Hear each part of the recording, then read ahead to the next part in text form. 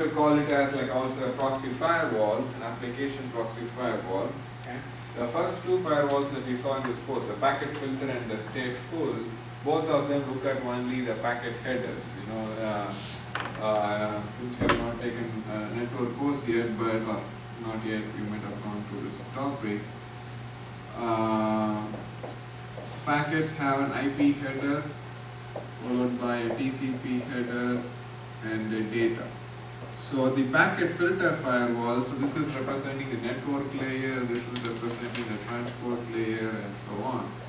So the packet filter firewall and the stateful firewall look at only at the packet headers, they don't look at the data.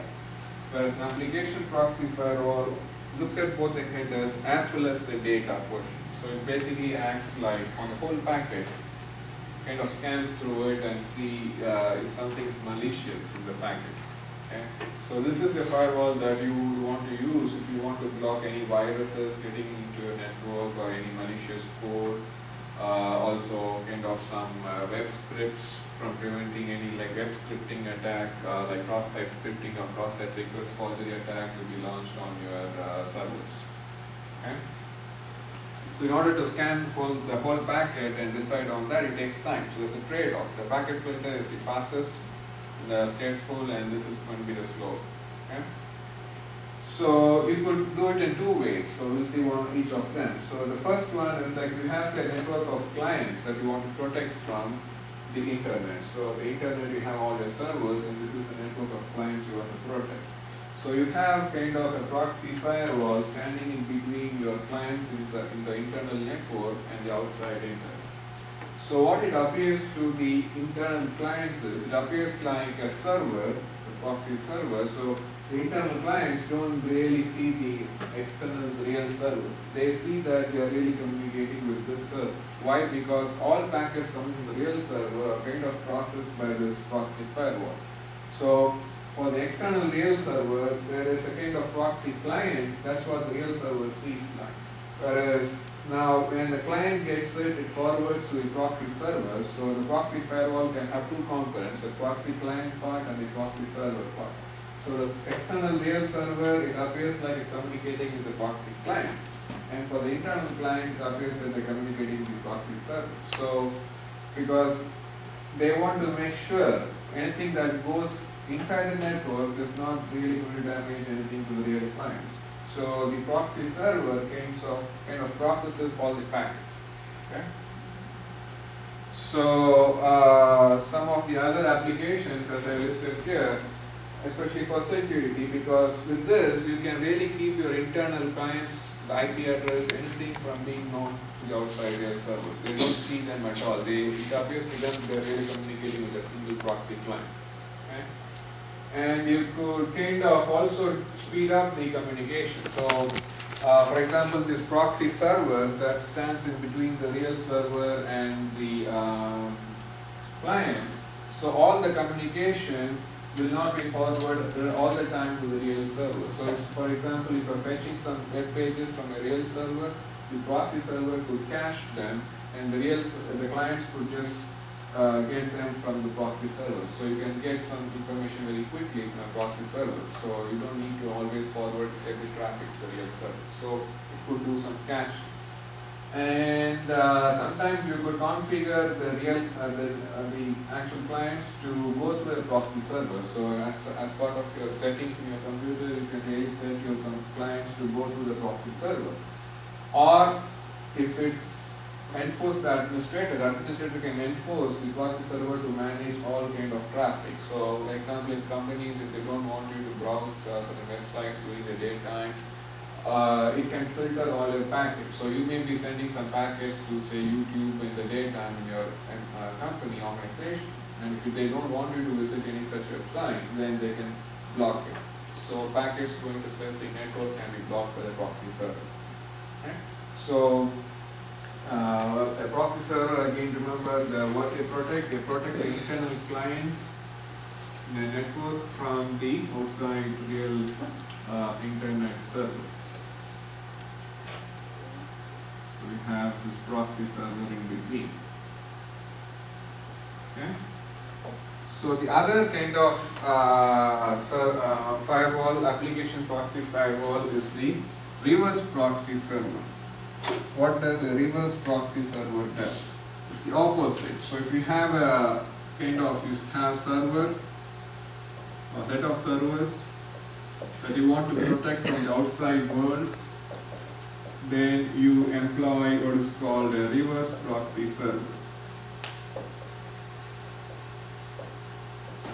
Okay. So this is useful for several purposes. So the outside real world, they cannot directly attack your servers.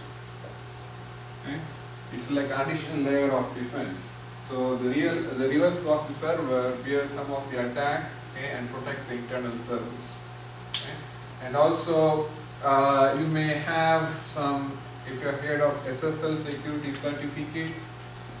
Okay.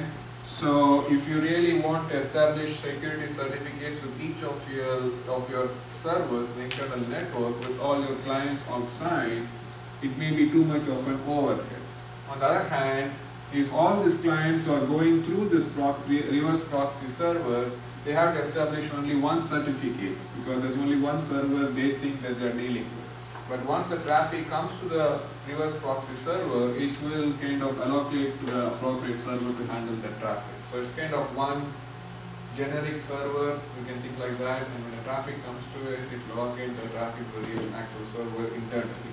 So the outside world doesn't get to see what is the actual IP address of the real server that's handling all their messages. They think they're communicating all the time only with the reverse proxy server.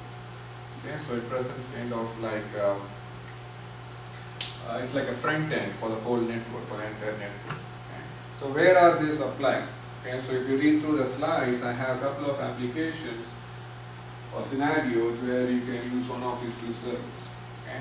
The first scenario is where you have again an organization of say client machines, and you want to connect to them, say do a remote communication to these client machines. They are kind of say dumb machines, they cannot do much of authentication and things like that. So now you have a proxy server that can authenticate every client connection request to those client machines. So all requests will go through the proxy server. So the people who are trying to connect to the clients and log into them have to go pass this authentication test done by the proxy server, and then only they can connect to this. Okay, so you don't really require strong authentication mechanisms at each of the client machines. Whereas where do you use this? As I said, if you have web servers running on all these internal servers, you can really have this reverse proxy server go through the script that is coming to this proxy, the real web servers. Okay? So you can have an additional layer of defense. So for example, if someone is trying to, say you're doing a shopping website, and the client should be able to see only the price. They should not be able to change any price tag, okay, stored in all these databases. So if you have some web scripting attack, those web scripts can really kind of change the contents of the database if they are not carefully processed. So the proxy server here can really have the intelligence to go through the web scripts and see if they are vulnerable to cause such attacks on these real servers. So all these packets go through a kind of screen or a scanner, you can think, that goes through all the contents of those packets. So it's not sufficient to just screen the header, you have to screen the data portion of the packet, so that some scripts that could kind of corrupt the database stored inside the network would be kind of filtered right here. They won't be let inside. So if you want to protect any server in your internal network, use a reverse proxy server. If you want to protect any client in your internal network, use both the regular proxy server. Okay? And this also does load balancing. If you have visited CNN and all those websites that receive a lot of traffic, the outside world looks at only a reverse proxy server, but internally there may be several servers that handle those client requests. So you don't know which real web server or CNN you're really communicating with. Okay, so it's really used for load distribution. This server can distribute the incoming load to the actual server that can handle the traffic. The outside world doesn't know all those things. Okay, so that's where you have this application proxy firewall, right? So we'll stop with this. We'll finish up this chapter next. And